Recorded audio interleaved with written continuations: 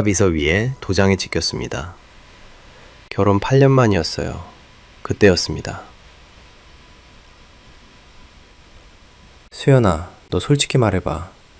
8년 동안 회사에 앉아서 숫자 노릇만 했잖아. 애도 못 낳고 남편도 못 붙잡고. 경리가 대체 뭘 그렇게 대단한 척이야? 시어머니가 테이블 너머에서 제 쪽을 보며 말씀하셨어요. 남편은 봉투 하나를 제 앞으로 밀었습니다. 이 정도면 당신 격리 월급보다는 낫지 않냐? 조용히 받고 나가. 눈물이 났어요. 손끝이 떨렸고 목이 메었습니다. 조정실에 있던 모든 사람의 시선이 저를 향했고 저는 그 자리에서 그냥 작아지는 것 같았거든요. 8년이라는 시간이 그 한마디 앞에서 너무나 가볍게 무너지는 것 같아서 저는 봉투를 열지 않고 테이블 위로 조용히 밀어냈습니다. 그들은 상상도 못하고 있었죠. 제가 어떤 복수를 준비하고 있었는지를요. 저는 그 자리에서 바로 준비한 것들을 실행에 옮기기 시작했습니다. 여러분의 구독, 좋아요는 더 많은 사연을 만드는 힘이 됩니다. 안녕하세요. 저는 김수현입니다. 올해로 36이 되었고 지금은 서울 도심 대형 회계법인의 파트너로 일하고 있어요. 제 이름이 붙은 사무실 문패가 생긴 건 얼마 되지 않았습니다. 그 문패를 처음 달던 날 저는 한참을 그 앞에 서서 아무 말도 못했어요. 세 글자가 그렇게 무겁게 느껴진 건 처음이었거든요. 오늘은 지금으로부터 3년 전 이야기를 드리려고 합니다. 2022년 봄, 제가 서울가정법원 조정실에 앉아 있던 그날부터요. 사실 그 이전부터 시작해야 맞겠죠. 제가 남편 류태준을 처음 만난 건 25살 공인회계사 시험에 막 붙었을 때였어요. 그는 물류 스타트업을 막 시작하려던 참이었고 저는 그 사람의 꿈이 진짜라고 믿었습니다. 그래서 결혼하고 나서 독립사무소를 차리는 대신 그 회사에 들어갔어요. 이름은 없었습니다. 직함도 없었고 월급도 처음엔 없었죠.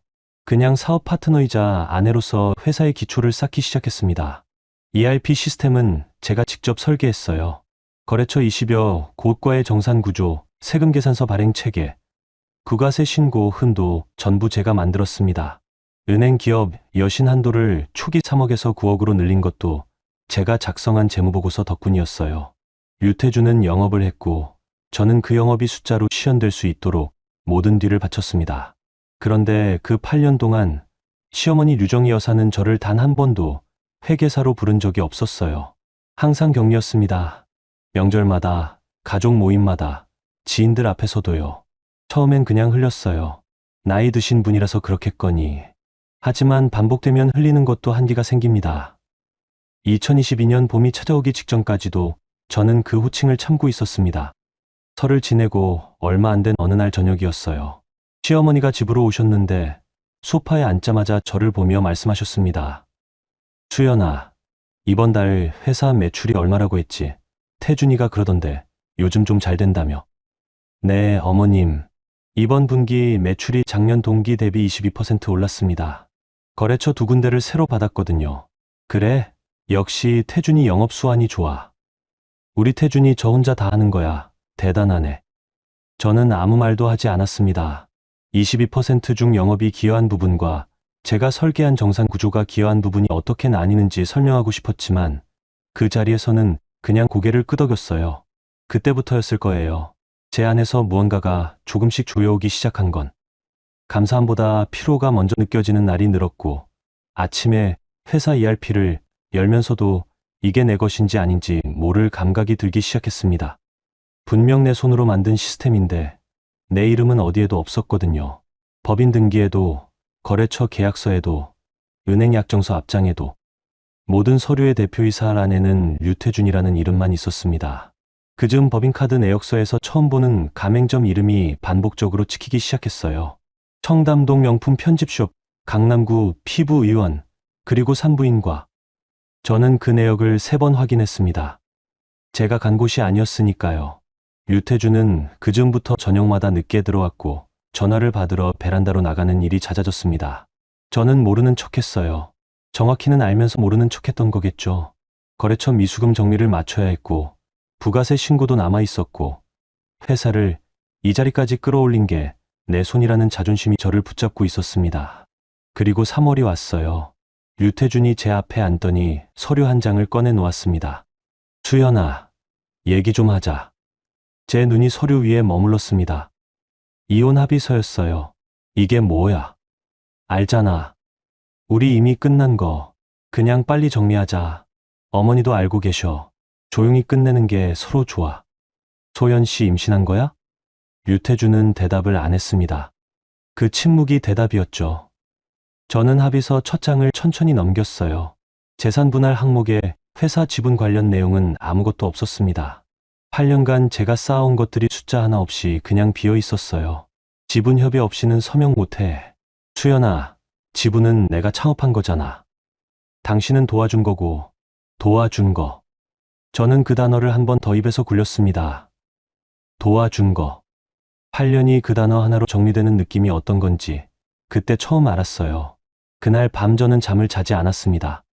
새벽 2시에 홀로 책상에 앉아 제가 지난 8년간 회사에 기여한 내역을 문서로 정리하기 시작했어요. ERP 구축 비용 내역, 세무대리 계약서, 은행 여신 한도 증대 보고서, 거래처별 계약 체결 이력.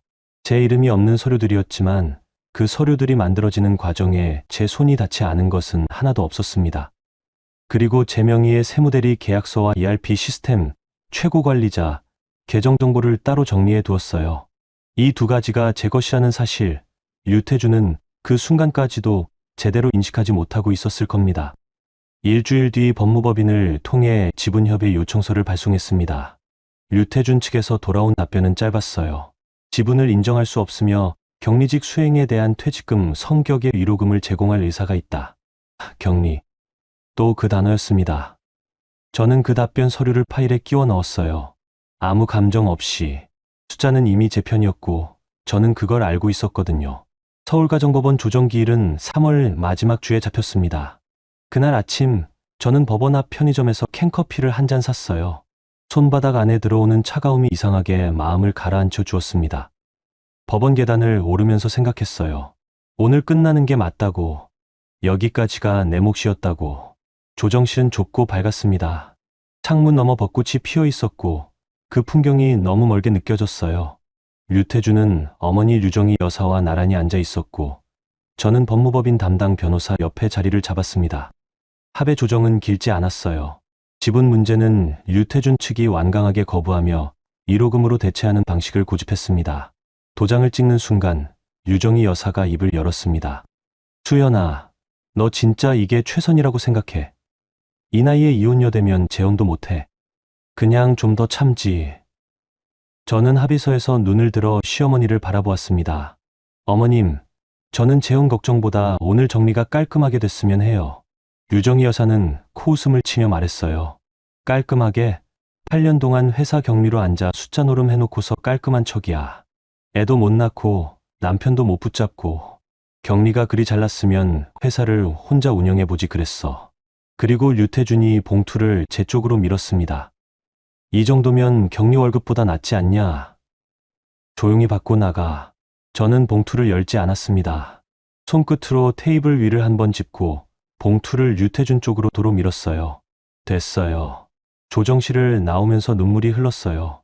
막으려 했는데 막아지지 않았습니다. 복도를 걸으면서 한쪽 손으로 눈가를 눌렀어요. 창피했습니다. 누군가에게 보이는 눈물은 지고 싶지 않았거든요. 그런데 그게 참아지지 않았어요.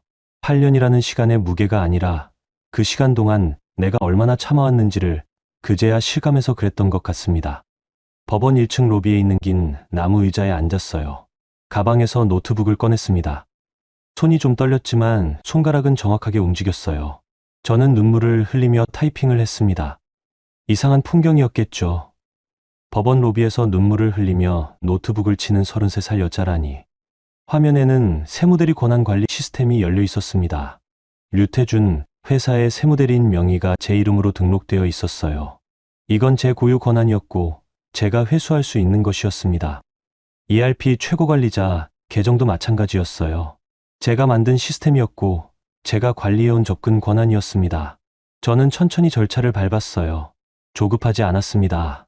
오히려 손을 움직일수록 마음이 더 단단해지는 기분이었어요. 그때 전화가 왔습니다. 주거래 은행기업금융팀 장은미 과장이었어요. 수연 씨, 오늘 조정 기일이라고 하셨잖아요. 잘 마무리됐어요? 네, 방금 끝났어요. 고생 많으셨어요. 그리고 수연 씨, 이번에 드릴 말씀이 있는데요. 유 대표님 여신건 관련해서 다음 주 초에 잠깐 뵐 수 있을까요? 공식적인 게 아니라 수연 씨가 알고 계시면 좋을 것 같아서요. 저는 잠깐 멈췄다가 대답했어요. 알겠습니다. 연락 드릴게요. 전화를 끊고 시계를 확인했어요. 도장을 찍고 정확히 8분이 지난 시각이었습니다. 저는 노트북을 닫았어요. 가방을 어깨에 걸고 자리에서 일어났습니다. 복도 끝 유리문 너머로 봄 햇살이 들어오고 있었어요. 밖에서는 유태준과 유정희 여사가 택시를 잡고 있는 게 보였습니다. 유태준은 전화기를 꺼내 어딘가에 전화를 걸고 있었어요. 아마 소연 씨였겠죠. 한 손에 핸드폰을 쥐고 다른 손으로 택시 문을 여는 그 모습이 아주 멀게 보였습니다. 나중에 안 일이지만 그 시각 마포 사옥에서는 격리 직원이 당월 세금 계산서 발행 승인선을 열려다 화면이 멈춰 있는 걸 처음 발견했다고 해요. 승인 권한자가 사라진 자리는 그냥 비어 있었고 아무도 그 빈자리가 얼마나 큰 구멍인지 바로 알아채지 못했습니다. 저는 법원 계단을 내려오며 딱 한 가지 생각을 했어요. 이제 숫자가 말하기 시작한다. 그날 오후 마포 사옥에서는 아무도 상황을 정확히 파악하지 못하고 있었습니다. 격리 직원 박미진 씨는 거래처 정산 마감을 앞두고 세금 계산서 발행 시스템에 접속했어요. 화면이 평소와 달랐습니다. 승인 요청을 올려도 아무 응답이 없었거든요. 재발행 버튼을 눌러도 마찬가지였습니다. 시스템 오류 메시지도 없었고 그냥 승인 권한자가 비어있는 채로 멈춰 있었어요. 박미진 씨는 처음엔 서버 문제라고 생각했을 겁니다. 그래서 IT 담당자에게 연락했고 IT 담당자는 서버에는 이상이 없다고 답했어요. 그러자 이번엔 유태준 대표에게 전화를 걸었습니다. 오후 2시, 3시, 4시, 3번 다 받지 않았어요. 유태준은 그 시각 한소연 씨와 강원도 고급 리조트로 향하는 차 안에 있었습니다. 핸드폰은 진동으로 맞춰 놓았고 진동이 울릴 때마다 화면을 한번 보고는 다시 내려놓았어요. 격리가 별거 아닌 일로 호들갑을 떤다고 생각했겠죠. 이 정도 문제는 하루면 알아서 해결된다고요. 거래처 20여 곳에서는 마감 시각이 되어도 계산서가 오지 않자 하나둘씩 연락이 오기 시작했습니다. 박미진 씨가 그날 오후에만 받은 전화가 14통이었어요. 그녀는 답할 수가 없었습니다. ERP에 접근할 수 없었고 아무 설명도 들은 게 없었거든요. 마감 계산서를 받지 못한 거래처들은 당월 물류대금 지급을 일제히 보류했습니다. 물류업이라는 게 회전이 빠른 업종이에요. 한 달 미수금이 쌓이기 시작하면 그 다음 달 운영 자금이 흔들립니다. 박미진 씨는 마지막으로 유정희 여사에게 연락했습니다. 여사는 그냥 기다려. 태준이가 알아서 해. 하고 전화를 끊었어요. 아무것도 모르고 있었던 거죠. 리조트 체크인을 마친 유태준이 저녁 식사를 마치고 나서야 핸드폰을 들었습니다. 놓친 전화가 32통이었어요. 박미진 씨, 거래처 담당자들, 그리고 어머니. 유태준은 박미진 씨에게 먼저 전화를 걸었습니다. 미진 씨, 왜 이렇게 전화를 많이 해? 무슨 일이야? 대표님, 오늘 세금 계산서 발행이 전혀 안 됐어요. 승인 권한이 없어졌고요. 거래처들 연락이 계속 오고 있는데 어떻게 하면 될까요? 뭐가 없어? ERP 들어가면 되잖아. ERP 들어가도 승인 권한자가 아무도 없어요. 김수현 대표님 명의 세무대리 권한이 오늘 회수됐다고 하던데요. 전산으로 확인은 됐는데 제가 어떻게 할 수 있는 게 없어서요. 유태준은 잠시 말이 없었습니다. 알겠어. 내가 알아볼게. 그런데 알아볼 방법이 없었어요. 유태준은 ERP에 어떻게 접속하는지는 알고 있었지만 세무대리 권한이 어떤 시스템에 연결되어 있는지, 그걸 회수하면 무슨 일이 생기는지는 몰랐습니다. 8년간 수연이 알아서 해왔으니까요. 그는 그 8년 동안 단 한 번도 그 구조를 들여다보지 않았습니다. 옆에 있던 한소연 씨가 유태준의 표정을 보더니 말했습니다. 오빠, 그 여자 겁주려는 거잖아. 하루 이틀이면 풀릴 거야. 자기 권한 회수했다가 나중에 어떻게 되는지 알면 금방 다시 연락해 올 거야. 무시해. 그 말이 맞는 것 같기도 했습니다. 유태준은 핸드폰을 다시 내려놓았어요. 그리고 와인을 한 잔 더 시켰습니다.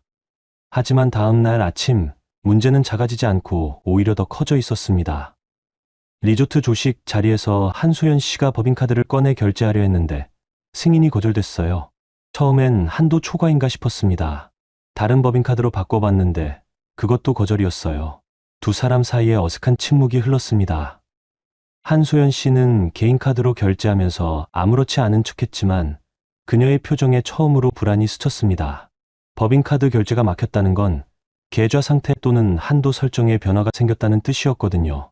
한소연 씨는 그 카드로 지난 몇 달 동안 청담동 명품 매장과 피부과 그리고 산부인과를 다녀왔습니다. 가짜 임신 증빙을 만들기 위한 영수증도 그 카드로 처리했었죠. 류태주는 서울로 돌아오는 차 안에서 주거래 은행에 전화를 걸었습니다. 여보세요. 저 류태준인데요. 계좌 쪽에 문제가 생긴 게 있나요? 네. 류 대표님. 저 장은미입니다. 계좌 자체에는 아직 이상이 없고요. 다만 오늘 세무대리 권한이 변경됐다는 기록이 있고 이에 따라 다음 달 약정 조건 충족 여부 검토가 들어갈 예정입니다. 약정 조건이요? 네. 저희 여신 약정에 월별 정산보고서 제출 조항이 있거든요. 해당 보고서 작성 주체셨던 김수현 대표님 명의 세무대리 계약이 오늘부로 종료됐는데 다음 달까지 보고서가 들어오지 않으면 약정 조건 재검토 대상이 됩니다. 사전에 말씀드리는 거예요. 재검토요? 그게 어떻게 되는 건데요? 기한이익 상실 검토 단계로 넘어갈 수 있습니다. 지금 당장은 아니고 다음 보고 기한까지 조치가 없으면요. 류태주는 전화를 끊고 한참 동안 앞만 바라보았습니다. 고속도로 한가운데였어요. 한소연 씨는 조수석에서 창밖을 보고 있었고 두 사람 사이에는 아무 말도 없었습니다. 기한이익 상실. 그 단어가 무슨 뜻인지 류태주는 정확히는 몰랐을 겁니다. 하지만 분위기는 느꼈겠죠. 나쁜 일이 생길 수 있다는 것. 그 나쁜 일이 하루 이틀 안에 끝날 것 같지 않다는 것. 그리고 그 모든 일의 중심에 수연의 이름이 있다는 것을요. 서울에 도착해서 류태주는 제 번호를 눌렀습니다. 한 번도 아니고 5번이었어요. 저는 그 전화를 받지 않았습니다. 받을 이유가 없었거든요. 제가 회수한 것들은 전부 제 명의로 되어 있던 합법적인 권한이었고 저는 아무 잘못을 한 게 없었습니다. 그날 밤 저는 반지하 고시원에 짐을 풀었어요. 결혼하고 나서 처음으로 혼자 자는 방이었습니다. 싱글 침대 하나, 작은 책상 하나. 허름하고 좁았지만 그날 밤 저는 그 공간이 이상하게 편안했어요. 아무것도 없는 대신 아무도 없었거든요. 저를 격리로 부르는 사람도, 야근을 당연하게 여기는 사람도, 제 이름 대신 며느리라는 이름으로만 부르는 사람도 없었습니다. 한 가지 문자가 도착해 있었어요. 장은미 과장이었습니다. 수연 씨, 유 대표님 연락 왔었는데 제가 사전 통보드린 대로 말씀드렸어요. 다음 주 초에 수연 씨 시간 괜찮으시면 잠깐 뵙고 싶어요. 정식건 아니고요. 저는 문자 화면을 오래 바라보았습니다. 장은미 과장은 3년 동안 저와 함께 여신 보고서를 검토해온 사람이었어요. 제가 그 보고서를 쓰지 않으면 회사가 어떻게 되는지를 가장 잘 아는 외부 사람이기도 했고요. 숫자는 거짓말하지 않는다고 저는 항상 생각해왔어요. 그 믿음이 이제 막 제 편이 되어 움직이기 시작하고 있었습니다. 이튿날 아침 마포 사옥에 도착한 류태주는 직원 사무실로 들어서자마자 박미진 씨를 찾았습니다. 미진 씨, 어제 계산서 발행 얼마나 밀렸어? 전부 다 밀렸어요, 대표님. 이번 달 발행 예정이었던 게 23건인데 전부 처리가 안 된 상태입니다. 거래처에서 내일까지 기다려주겠다는 데는 3곳이고 나머지는 계약 검토 들어간다고 했어요. 그게 얼마야? 미수금 기준으로 이번 달 예정금만 약 2억 4천 정도 됩니다. 류태준의 얼굴이 굳었습니다. 수연 씨 대신 세무 처리해 줄 수 있는 사람 당장 찾아봐. 문제는 그게 하루 이틀 만에 해결되는 일이 아니라는 거였어요. 세무대리인을 새로 선임하려면 국세청 신고와 계약 절차가 필요했습니다. 빠르게 해도 23주는 걸렸어요. 게다가 새로 온 세무사가 회사의 ERP 구조와 거래처별 정산 방식을 파악하는데도 시간이 걸렸죠. 8년치 세무 구조를 하루 만에 이해하는 사람은 세상에 없습니다. 류태주는 처음으로 그 사실을 실감했을 거예요. 수연이 8년간 혼자서 들고 있던 것들의 무게를. 하지만 그 무게를 인정하는 것은 곧 자신의 착각을 인정하는 일이기도 했습니다. 그는 아직 그 준비가 되어 있지 않았어요. 그날 오후 저는 법무법인에서 제가 제출해야 할 서류 목록을 정리하고 있었습니다. 세무대리 계약 종료 통보서 4본, ERP 구축 비용 내역서, 지분 보유 증빙 자료들이었어요. 저를 격리라고 불렀던 8년이 문서 더미로 쌓여 있었습니다. 그 문서 하나하나가 제 이름으로 쓰인 증거이기도 했고요. 이혼 이후 첫 주는 어떻게 보면 조용했습니다.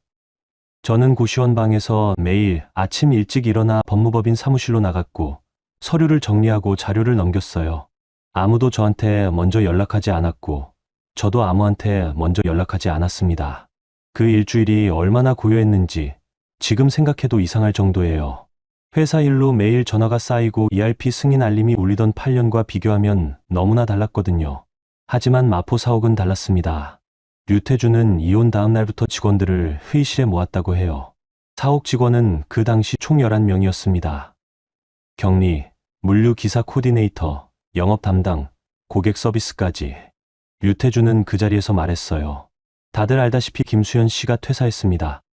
개인 사정으로 인한 거고 회사는 아무 문제 없어요. 세무는 새로 담당자 쓸 거고 ERP는 제가 직접 챙길 거예요. 지금 거래처 일부에서 계산서 건으로 연락이 오는데 제가 이미 다 해결하고 있으니까 걱정 안 해도 됩니다. 직원 중 한 명이 조심스럽게 물었습니다. 대표님, 이번 달 급여는 어떻게 되나요? 혹시 일정 변경이 있나요? 당연히 정상 지급이죠. 무슨 소리예요? 그 말은 자신감 있게 들렸지만 사실 그 시점에서 회사 운전 자금은 이미 미수금 2억 4천이 묶인 채로 돌아가고 있었습니다. 새 세무대리인 계약은 아직 체결도 안 됐고요. 하지만 류태준이 직원들 앞에서 한 말보다 더 큰 문제는 그 다음 날부터 어디선가 소문이 퍼지기 시작했다는 거예요. 류정희 여사가 친척 단톡방에 글을 올렸다고 합니다. 내용은 이랬어요. 수연이가 회사 세무 권한 다 들고 도망갔다. 회사 마비시켜놓고 돈 뜯어내려는 거다. 그 여자 원래 그런 사람이다. 8년 동안 우리가 고생시켜줬더니. 그 메시지가 수십 명한테 전달됐습니다. 류태준 쪽 친척들, 지인들, 심지어 거래처 몇 군데도 그 이야기를 들었다고 해요. 저는 그 내용을 나중에 법무법인을 통해 전달받았습니다. 처음엔 화가 났어요. 당연히 화가 났죠. 내가 8년을 어떻게 살았는데 그 사람들이 나를 그런 식으로 이야기하고 다닌다는 게. 하지만 화는 잠깐이었습니다. 저는 그 단톡방 메시지를 스크린샷으로 받아 파일에 끼워 넣었어요. 명예훼손 근거 자료로요. 감정이 아니라 기록으로 대응하기로 마음을 먹은 순간이었습니다. 그 사이 거래처 담당자들 사이에서도 류태준 회사에 대한 분위기가 달라지고 있었어요. 오강재 이사의 회사는 류태준 회사의 주요 거래처 중 하나였습니다. 오 이사님은 직접 마포 사옥으로 찾아와 류태준과 마주 앉았어요. 류 대표님, 이번 달 정산 자료 언제 주실 수 있어요? 저희가 대금 지급을 계속 보류하고 있는 상황이라서요. 조금만 기다려요. 담당자 교체 중이라서 이번 주 안에 드릴게요. 담당자 교체면 구체적으로 어떻게 진행되는 건지 말씀해 주실 수 있어요? 현재 미수금이 저희 기준으로 8천만 원인데 이게 다음 달로 넘어가면 저희도 계약 조건 재검토를 안 할 수가 없어서요. 정산은 제가 직접 챙기고 있으니까 걱정 마세요. 이번 주 금요일까지요. 오강재 이사는 잠시 류태준을 바라보았습니다. 대표님, 솔직하게 여쭤볼게요. 지난번 부가세 신고서 첨부 자료, 세금 계산서, 내역 정산 보고서 이거 다 수연 씨가 담당하셨던 거 맞죠? 그건 네, 맞아요. 그러면 지금 당장 그 역할 하실 분이 있으신 건가요? 류태준은 대답하지 못했습니다. 그날 오후 오강재 이사는 사옥을 나오면서 수첩을 꺼냈다고 해요. 거기서 제 명함을 찾아 번호를 확인했습니다. 그 명함은 3년 전 제가 은행 여신 관련 미팅 때 건넸던 거였어요. 오 이사님이 그걸 아직 갖고 계셨을 줄은 몰랐습니다. 저는 그 주 목요일에 장은미 과장을 만났어요. 은행 기업금융창구 옆 작은 회의실이었습니다. 장은미 과장은 커피 2잔을 가지고 들어왔고 먼저 말을 꺼냈어요. 수연 씨, 공식적인 얘기가 아닌 거 아시죠? 그냥 제가 사람으로서 드리는 말씀이에요. 네, 알고 있어요. 류 대표님, 회사 여신 구조, 저희가 내부 검토 들어갔어요. 월별 정산 보고서 제출 조항이 약정서에 명시돼 있거든요. 이번 달 보고서가 기한까지 없으면 기한이익 상실 예고 통보가 나갈 거예요. 그 기한이 언제예요? 다음 달 5일이에요. 사실 저는 그 보고서를 쓸 수 있는 사람이 수연 씨 외에는 없다고 판단하고 있어요. 류 대표님이 누군가를 새로 쓰더라도 그 구조를 다 파악하는데 몇 주는 걸릴 거고 기한을 맞추는 건 불가능하거든요. 저는 커피잔을 내려놓으며 대답했습니다. 은미 씨, 저는 이미 세무대리 권한을 공식 반납했고 ERP 접근도 없어요. 제가 할 수 있는 게 없어요. 알아요. 그래서 드리는 말씀이에요. 류 대표님, 회사 여신건 관련해서 수연 씨가 혹시 알고 계신 사항이 있으면 저희 공식 절차 안에서 제출해 주시는 방식이 있거든요. 수연 씨한테 불리한 게 아니에요, 오히려. 저는 그 말의 뜻을 정확히 알아들었습니다. 장은미 과장은 은행의 입장에서 부실 여신이 될 가능성을 차단해야 했고, 그 과정에서 저희 자료가 증거로 쓰일 수 있다는 걸 알고 있었던 거예요. 저는 한 번도 이것을 무기로 쓰려 한 적이 없었습니다. 그냥 제가 해야 할 일을 했던 것들이었으니까요. 그런데 이제 그 기록들이 각자의 자리에서 제 역할을 하기 시작하고 있었어요. 법무법인에서도 유태준 측의 반응이 달라지고 있다는 연락이 왔습니다. 처음에 도와준 정도라며 1호금을 제안했던 측에서 이제는 지분 문제를 다시 논의해 보자는 입장으로 태도를 바꾸기 시작했다는 거였어요. 저는 그 연락을 받고도 별다른 감흥이 없었습니다. 처음부터 제 지분은 제 것이었고, 그게 법적으로 인정되는 것은 이미 예정된 결과에 가까웠으니까요. 그 주 금요일, 법무법인 담당 변호사에게서 연락이 왔습니다. 수연 씨, 오늘 류 대표님 쪽 법무법인에서 서류가 왔어요.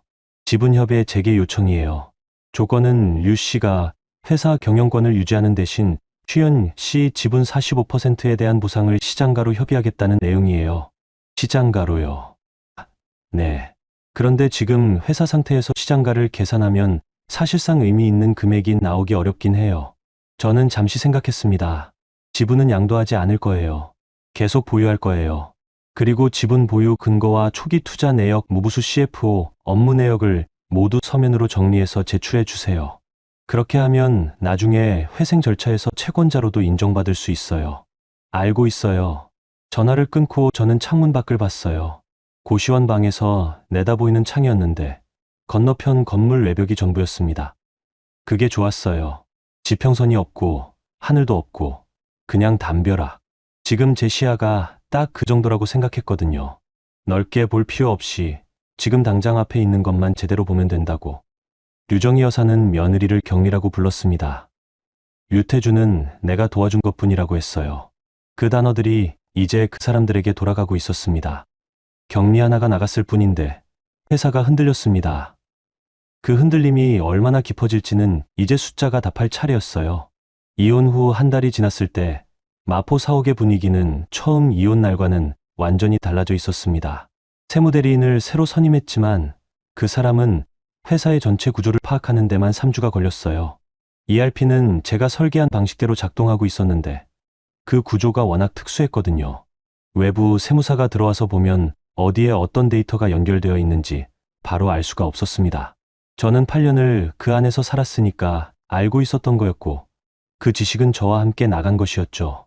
류태준이 강원도 리조트에서 서울로 돌아온 첫날부터 이미 문제의 윤곽은 잡혀 있었어요. 거래처들에서 연락이 오기 시작했고 미수금이 쌓이기 시작했습니다. 그중 일부는 정상적인 사업 관계를 유지하겠다는 의사를 표시했지만 대부분은 세금 계산서 발행 지연과 정산, 자료, 미제출을 이유로 계약 재검토에 들어갔어요. 그리고 이혼 후 딱 한 달이 되는 날, 류태준은 대표실 책상 앞에 앉았습니다. 미진 씨, 이게 다 뭐야? 박미진 씨는 조심스럽게 대답했습니다. 계약 해지 및 정산 보류 통보 공문이에요, 대표님. 오늘 오전까지 총 12통 들어왔어요. 12통? 네. 이번 달 거래처 22곳 중 12곳이요. 나머지 10곳도 다음 주까지 정산 자료 안 들어오면 같은 통보 예정이라고 연락이 왔어요. 류태준의 눈이 공문 더미 위에 고정됐습니다. 봉투에 찍힌 회사 이름들이 전부 나 찍었어요. 3년, 5년, 길게는 8년씩 거래해 온 곳들이었습니다. 그 관계들을 수연이 매달 계산서와 정산 보고서로 유지해 왔다는 걸 그 순간에야 피부로 느꼈겠죠. 그날 오후 마포 사옥으로 류정희 여사가 직접 찾아왔습니다. 아들이 전화도 잘 받지 않고 목소리에 기운이 없다는 게 느껴졌던 모양이에요. 여사는 1층 로비에서 직접 대표실로 올라왔습니다. 직원들이 인사를 했지만 여사는 그냥 지나쳤어요. 대표실 문을 열고 들어서는 순간 책상 위에 쌓인 공문들을 보았습니다. 류정희 여사의 첫 반응은 한숨이었어요. 길고 깊은 한숨. 그 다음에 이어진 건 아들을 향한 다그침이었습니다. 태준아, 이게 뭐야? 네가 대표인데 왜 이 모양이야? 어머니, 저도 지금 처리하고 있어요. 처리? 이게 처리가 돼? 격리 하나 나간 게 뭐가 이렇게 커져? 대체 그 여자가 뭘 한 거야? 류태준은 말을 잇지 못했습니다. 태준아, 솔직히 말해봐. 소연이가 임신했다는 거, 그게 확실한 거야? 나한테도 처음에 그렇게 했잖아. 산부인과 영수증 보여줬었는데. 류태준의 얼굴이 약간 굳었습니다. 그건 확인했어요. 확인을 어떻게 했어? 병원에 직접 갔어? 그냥 서류로. 유정희 여사의 눈썹이 천천히 올라갔습니다. 그 순간부터 유정희 여사가 직접 법인카드 내역을 들여다보기 시작했다고 합니다. 여사가 재무 서류를 직접 들여다보는 건 굉장히 이례적인 일이었어요. 그동안은 아들의 영업과 수연의 세무로 회사가 굴러간다는 것만 알 뿐 숫자에는 관여하지 않으셨던 분이었거든요. 박미진 씨가 출력해 온 법인카드 내역서는 3달치였습니다. 여사는 안경을 쓰고 한 줄씩 읽어 내려갔어요. 식비, 주유비, 거래처 접대비 같은 항목들이 먼저 눈에 들어왔고 중간부터 걸리는 항목들이 보이기 시작했어요. 청담동 명품 편집숍, 강남구 피부의원, 그리고 류정희 여사의 손이 멈췄습니다. 내역서 중간에 산부인과 이름이 보였어요. 2번이었습니다. 날짜는 2달 간격이었고 결제 금액은 각각 45만 원과 52만 원이었어요. 그리고 그 항목 옆에 박미진 씨가 내역 확인 과정에서 기재해 둔 카드 사용자 이름이 수연이 아니었습니다. 태준아. 류정희 여사의 목소리가 낮아졌습니다. 이 산부인과 영수증 사용자 이름이 수연이가 아니야. 어머니. 소연이가 임신했다는 증거로 보여줬던 그 영수증이랑 날짜가 같아. 내가 한번 찾아보자. 여사는 핸드백에서 오래된 서류 봉투를 꺼냈습니다. 거기서 한소연 씨가 몇 달 전 직접 가져다 준 산부인과 영수증을 꺼내 내역서와 나란히 놓았어요. 날짜가 일치했습니다. 법인카드 결제 날짜와 한소연 씨가 가져온 영수증 날짜가요. 그런데 금액이 달랐어요. 내역서엔 52만 원이었는데 한소연 씨 영수증엔 38만 원이었습니다. 같은 병원인데 다른 영수증이었어요. 위조한 거야? 류태준은 아무 말도 못했습니다. 여사는 그 자리에서 핸드폰을 들어 한소연 씨에게 전화를 걸었습니다. 1번, 2번, 3번. 연결이 되지 않았어요. 류태준이 걸어도 마찬가지였습니다. 번호가 이미 해지되어 있었어요. 한소연 씨는 회사가 위기에 처하자마자 자취를 감춘 것이었습니다. 강원도 리조트에서 돌아온 이후로 가끔씩 연락이 오다가 어느 순간부터 뚝 끊겼다고 했어요. 류태준은 그게 뭔가 이유가 있겠거니 했다는데 번호까지 해지한 건 달랐습니다. 계획적인 잠적이었죠. 저는 이 상황을 직접 목격한 게 아니었어요.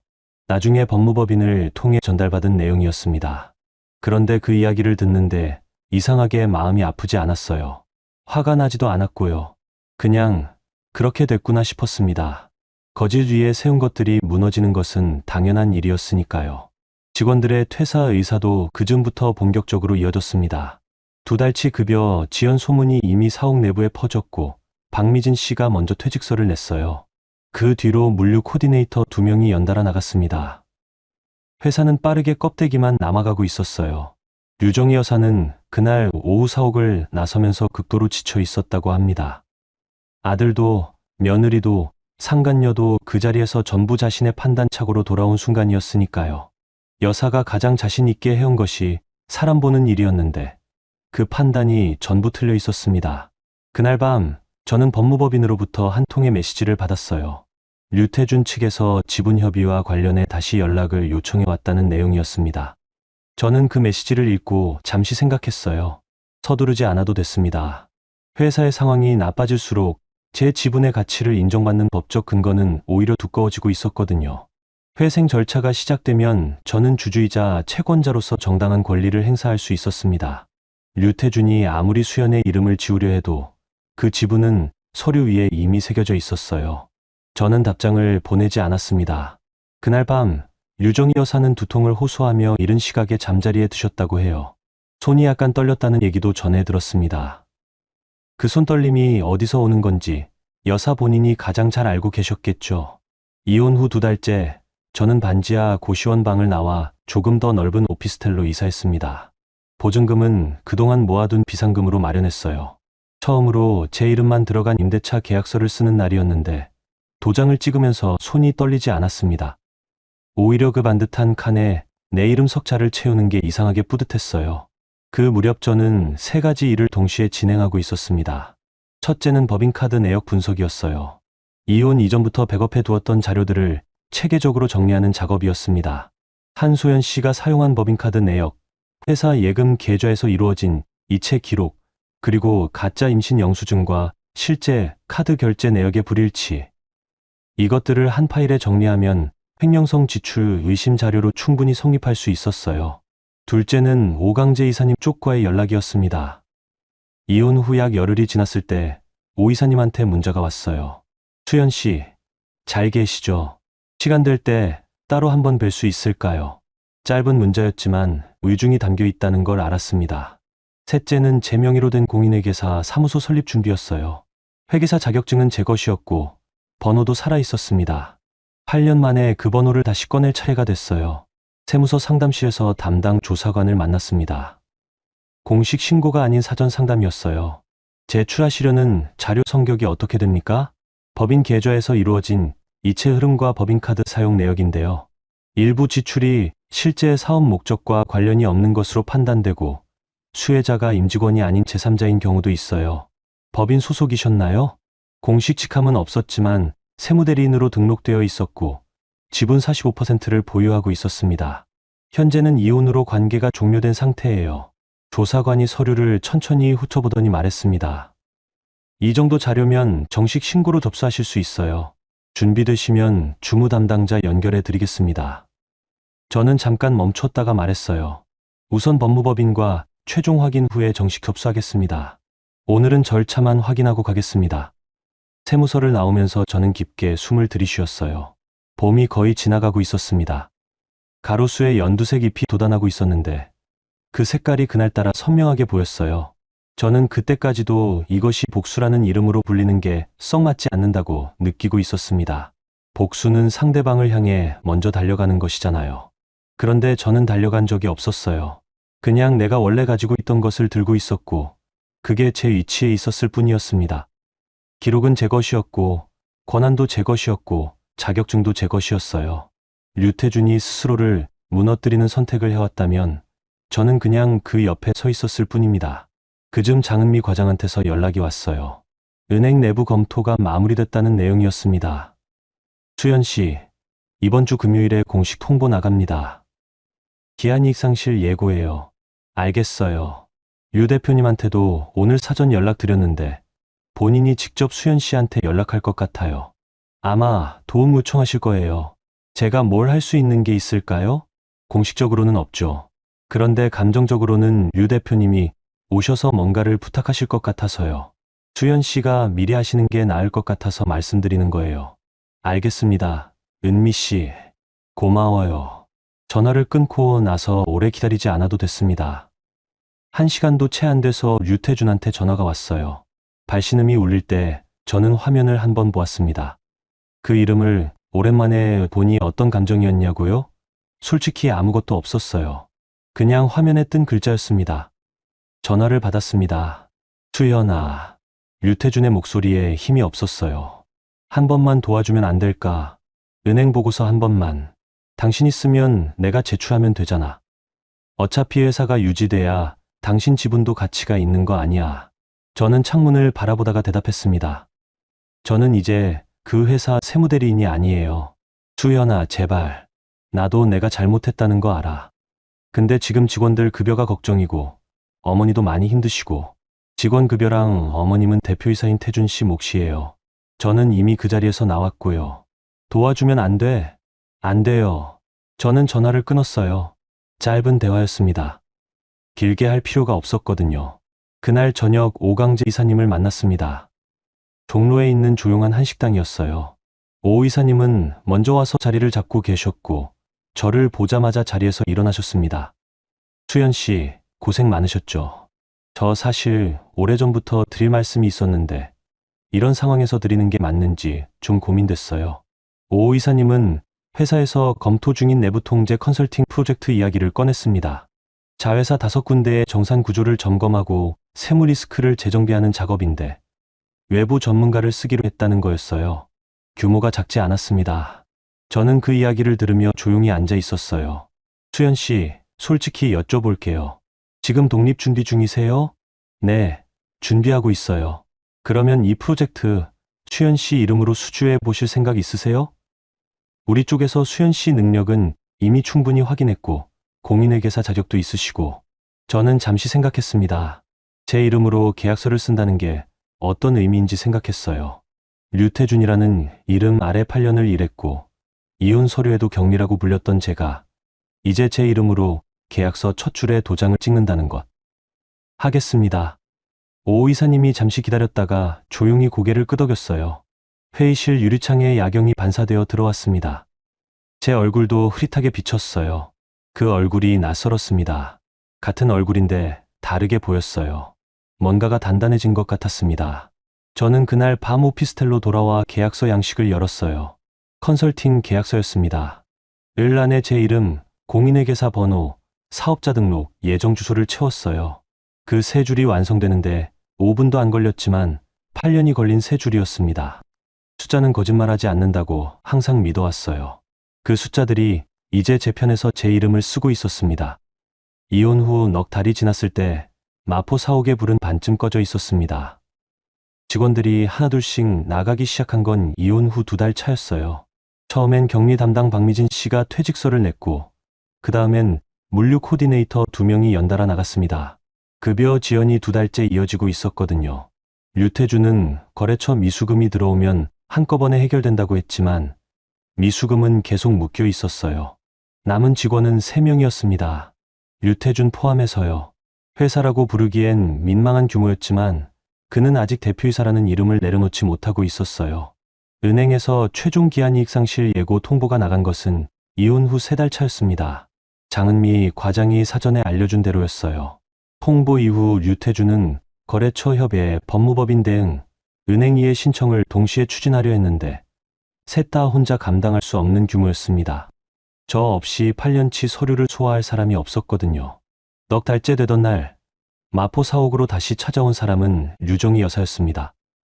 여사는 대표실에 들어서자마자 아들의 얼굴을 보았어요. 류태준은 눈이 충혈되어 있었고 책상 위에는 서류들이 뒤엉켜 있었습니다. 태준아, 은행 통보서 받은 거 나한테는 왜 숨겼어? 어머니 걱정시키고 싶지 않아서요. 내가 걱정보다 더 화가 나는 건 네가 이걸 혼자 어떻게 해보려고 했다는 거야. 수연이한테 전화해. 내가 걱정보다 더 화가 나는 건 네가 이걸 혼자 어떻게 해보려고 했다는 거야. 어머니, 수연이는 이미 거절했어요. 다시 부탁해. 지분이고 뭐고 다 인정해줘. 수연이가 원하는 조건 다 들어줘. 류태준은 고개를 내저었습니다. 지분을 인정하면 어머니 체면이 밥 먹여줘. 지금 상황이 어떤지 알아? 그 대화가 끝나고 여사가 직접 제 전화번호를 눌렀다고 해요. 저는 받지 않았습니다. 그리고 여사는 한소연 씨 이야기를 다시 꺼냈어요. 그 시점까지 한소연 씨의 행방은 오리무중이었습니다. 법무법인을 통해 한소연 씨 관련 자금 이체 흐름을 추적한 결과가 나오기 시작한 것은 이혼 후 넉 달째였어요. 한소연 씨는 회사법인 예금 계좌 일부에서 소액을 여러 차례 나누어 외부 계좌로 이체한 것이 확인됐습니다. 금액 자체는 크지 않았지만 이체 목적이 불분명했고 수의 계좌는 한소연 씨의 지인 명의였어요. 유정희 여사는 그 자료를 손수받아 보겠다고 요청했습니다. 법무법인 담당자가 사무실로 찾아와 정리해서 보여드렸어요. 여사는 자료를 받아들고 한 줄씩 읽어 내려갔습니다. 산부인과 영수증 위조 사실, 법인카드 개인 사용 내역, 예금 이체 내역. 여사의 얼굴에서 색이 빠져나갔어요. 이게 다 사실이야? 법무법인 담당자가 조심스럽게 대답했습니다. 네.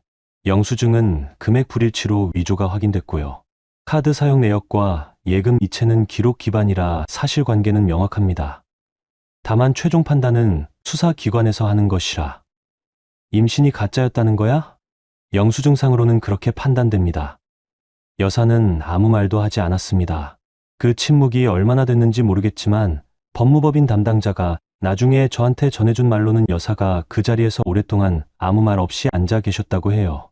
그리고 일어서다가 갑자기 벽을 짚더니 그 자리에서 쓰러지셨습니다. 응급실로 이송됐을 때 여사는 의식이 있었지만 한쪽 손에 감각이 없다고 했어요. 검사 결과 뇌경색이었습니다. 다행히 발견이 빠른 편이라 더 큰 손상은 막을 수 있었지만 왼쪽 편마비가 남았어요. 재활이 필요한 상태였고 요양시설을 알아봐야 했습니다. 류태준은 병원 복도에 서 있었어요. 의사가 나오는 것을 기다리면서 처음으로 자신이 아무것도 가진 게 없다는 걸 느꼈을 겁니다. 요양시설 비용을 마련할 돈이 없었어요. 회사 계좌는 이미 은행 압박을 받고 있었고 남은 직원들 급여도 처리가 안 된 상태였습니다. 회사는 그달 안으로 최종 결정을 내려야 했습니다. 은행 측의 여신 회수 절차가 공식적으로 게시됐거든요. 류태준은 마지막 수단으로 추연의 지분 45%를 압박 재료로 쓰려 했어요. 저한테 연락해서 지분을 헐값에 넘기면 은행 협상에 도움이 될 것이라고 말했습니다. 저는 법무법인을 통해 답했습니다. 주주권과 채권 관계는 명확히 분리된 사안입니다. 지분 처분 의사 없음. 류태준은 그 답변을 받아들고 한동안 아무 연락도 하지 않았어요. 무언가를 포기하는 데는 시간이 걸리는 법이거든요. 법정관리 신청서가 접수된 건 이혼 후 딱 넉 달이 되는 날이었습니다. 그 소식은 법무법인을 통해 저한테도 전달됐어요. 저는 그 소식을 듣고 오래 생각하지 않았습니다. 예정된 일이었으니까요. 숫자 위에 세워진 구조가 숫자를 잃으면 어떻게 되는지는 저보다 그 구조를 잘 아는 사람이 없었어요. 그날 밤 저는 새 컨설팅 계약서 초안을 정리했습니다. 오강재 이사님 회사 자회사 두 번째 건이었어요. 제 이름으로 된 계약서가 책상 위에 쌓이기 시작하고 있었습니다. 그게 좋았어요. 마포, 사옥, 책상 위에 쌓였던 해지 공문들과는 달리 이 서류들은 시작을 말하고 있었거든요. 병원 복도에서 무너지는 류태준의 이야기를 들으면서 저는 뭘 느꼈냐고요. 솔직히 말씀드릴게요. 슬프지는 않았어요. 화도 나지 않았고요. 그냥 어떤 계산이 끝났다는 느낌이었습니다. 제가 계산한 게 아니라 그 사람들이 스스로 만들어 온 계산이요. 저는 그 옆에서 내 몫을 챙겨가는 중이었어요. 이혼 후 1년이 지났을 때 저는 작은 사무실 하나를 얻어 있었습니다. 반지하는 아니었어요. 서울 마포구 어느 건물 4층 채광이 잘 드는 곳이었습니다. 오강재 이사님, 회사의 내부 통제 컨설팅을 맡아 일을 시작한 게 이혼 후 2달 차였는데 그 계약 하나가 기반이 되어서 다른 2군데 중소기업 세무 자문 계약으로 이어졌어요. 이름이 알려지는 데는 시간이 걸리지 않았습니다. 정확하게 일하면 소문은 자연스럽게 났거든요. 오 이사님이 어느 날 말씀하셨어요. 수연 씨, 당신 일하는 방식 보면 무서울 정도야. 한 줄도 빠뜨리는 게 없어. 저는 그 말을 웃고 넘겼는데 그게 칭찬인지 무서운 사람이라는 건지 모르겠더라고요. 법원 회생 신문기일은 이혼 후 8개월이 지났을 때 열렸습니다. 저는 주주이자 채권자 자격으로 참석했어요. 법정 안으로 들어서면서 류태준을 맞췄습니다. 그는 저를 보고 잠깐 멈췄다가 고개를 돌렸어요. 아무 말도 없었습니다. 신문기일에서 류태준 측 대리인이 발언 기회를 얻었습니다. 이 법인의 실질 대표는 류태준이며 공동 창업자로 표기된 김수연의 45% 지분은 서류상 등재에 불과합니다. 실제 회사 경영은 전적으로 류 대표가 담당해왔으며 김수연은 세무 업무를 일부 보조한 수준입니다. 법원 신문관이 저쪽을 향해 물었어요. 이에 대해 입장 있으십니까? 저는 자료를 내밀었습니다. 제출한 서류에 포함되어 있습니다만 ERP 시스템, 설계 이력, 세무대리 계약서, 은행 여신 증대 관련 보고서 원본, 그리고 초기 자본금 투입 내역이 있습니다. 창업 당시부터 무보수로 CFO 역할을 수행했으며 거래처 20여 곳과의 계약 유지도 제 세무 처리와 정산 구조 위에서 이루어진 것입니다. 보조 수준의 업무가 아니라는 점은 법원 제출 자료로 충분히 확인됩니다. 신문관은 자료를 검토했습니다. 잠시 후 류태준 측을 향해 말했어요. 법인 ERP 설계자와 세무대리인이 동일 인물이고 여신 보고서 작성자도 동일 인물이라면 단순 보조 업무로 보기 어렵습니다. 자료를 더 보완해 오십시오. 신문기일이 끝나고 복도에서 류태준과 잠깐 마주쳤어요. 저는 먼저 눈을 피하지 않았습니다. 그도 마주치자마자 고개를 돌리려다가 멈췄어요. 잠깐 두 사람이 같은 복도에 서 있었습니다. 저는 그에게 아무 말도 하지 않았어요. 할 말이 없었거든요. 그냥 지나쳤어요. 복도 끝에서 엘리베이터 버튼을 눌렀고 문이 닫히는 것을 바라보았습니다. 그 이후로도 회생신문 절차는 몇 달을 더 이어졌어요. 그 과정에서 가장 큰 반전이 하나 더 있었습니다. 류태준이 주장했던 내용, 그러니까 수연이 회사 돈을 빼갔다는 주장과 관련해서 수사 기록이 역방향으로 열린 거예요. 한소연 씨가 지인 계좌로 돌려놓은 자금 흐름, 유정희 여사가 세사 계좌에서 인출해 사적으로 사용한 금액이 공식 확인됐습니다. 류태준이 수연을 향해 던진 의혹의 화살이 그대로 되돌아온 거였어요. 그 내용이 법정에서 공식 확인된 날, 저는 사무실에 앉아 일을 하고 있었어요. 법무법인에서 연락이 왔습니다. 수연 씨, 오늘 신문에서 류 씨 측 주장이 대부분 기각됐어요. 수연 씨 지분 45%와 초기 투자금, CFO 업무 내역이 공식 인정됐습니다. 회생 절차에서 채권자로서 권리 행사 가능하고요. 알겠습니다. 소감 같은 게 있으세요? 저는 잠깐 생각했습니다. 없어요. 그냥 당연한 거니까요. 그 무렵 저한테 다른 연락이 하나 더 왔습니다. 대형 회계법인 파트너 영입 제안이었어요. 기업 회생과 내부 통제 전문 분야로 파트너 자리를 만들고 있는데 수연 씨 이력과 실무 역량을 높이 평가한다는 내용이었습니다. 오강재 이사님이 추천하셨다는 얘기도 들었어요. 저는 제안서를 받아들고 한참을 읽었습니다. 파트너. 그 단어가 낯설었어요. 8년 동안 누군가의 아래에서 일했고 직함도 없이 일했고 경리라는 이름으로 불렸던 저한테 파트너라는 자리가 온 거였거든요. 면접 자리에서 제가 처음으로 받은 질문은 이랬어요. 수연 씨, 회생 전문 파트너로서 본인의 강점이 뭐라고 생각하세요? 현장을 알고 있어요. 숫자가 어떻게 만들어지는지, 어떤 구조가 위에서 보면 멀쩡하지만 안에서는 이미 기울어져 있는지요. 그걸 직접 살아봤습니다. 8년간 공식 직함 없이 일하셨다는 이력이 있는데요. 직함이 없어도 그 회사의 실질 CFO였어요. 그 8년이 지금 제 실무 역량의 전부입니다. 면접관이 고개를 끄덕였습니다. 면접을 마치고 건물에서 나오는 길에 저는 잠깐 발걸음을 멈췄습니다. 골목 어귀에 낡은 트럭이 서 있었어요. 짐 칸에 박스가 쌓여 있었고 운전석에서 한 남자가 내려 박스를 하나씩 들어 올리고 있었습니다. 그 뒷모습이 낯익었어요. 류태준이었습니다. 배송기사로 일을 시작했다는 얘기를 들은 적이 있었는데 직접 보는 건 처음이었어요. 저는 멈추지 않았습니다. 걸음을 늦추지도 않았어요. 그냥 그 옆을 지나쳤어요. 그 뒷모습이 무겁다고 느끼지 않았고 가볍다고도 느끼지 않았습니다. 그냥 지나간 것이었어요. 우리 둘 다 각자 계산이 끝난 자리에 있었을 뿐이었거든요. 뒤에서 검은 세단이 한 대 지나쳤습니다. 빠르게 지나가는 그 차가 골목을 빠져나가는 걸 보면서 저는 다시 앞을 보았어요. 갈 길이 있었습니다. 2025년 1월, 저는 서울 도심 대형 회계법인의 파트너 취임식 무대에 서 있었습니다. 이혼하던 날로부터 2년 10개월이 지난 시각이었어요. 3살이 더 들었고 공인회계사 경력에는 8년이 아닌 11년이 되었습니다. 취임식장은 회계법인 20층 대회의실이었는데 거래처 인사들, 법인 내부 구성원들, 그리고 언론 몇 곳이 자리를 잡고 있었어요. 박수 소리가 들렸고 단상 앞에 이름 석자가 새겨진 명패가 놓여 있었습니다. 김수연, 제 이름이었어요. 류태준의 회사 서류 어디에도 없던 이름이 이제 대형 회계법인 파트너 명패에 새겨져 있었습니다. 취임 소감을 말하는 순간 저는 이상하게 법원 로비가 떠올랐어요. 나무 의자에 앉아서 눈물을 흘리며 노트북을 치던 33살의 제가요. 그때의 저한테 이 풍경을 보여줄 수 있다면 어떨까 생각했습니다.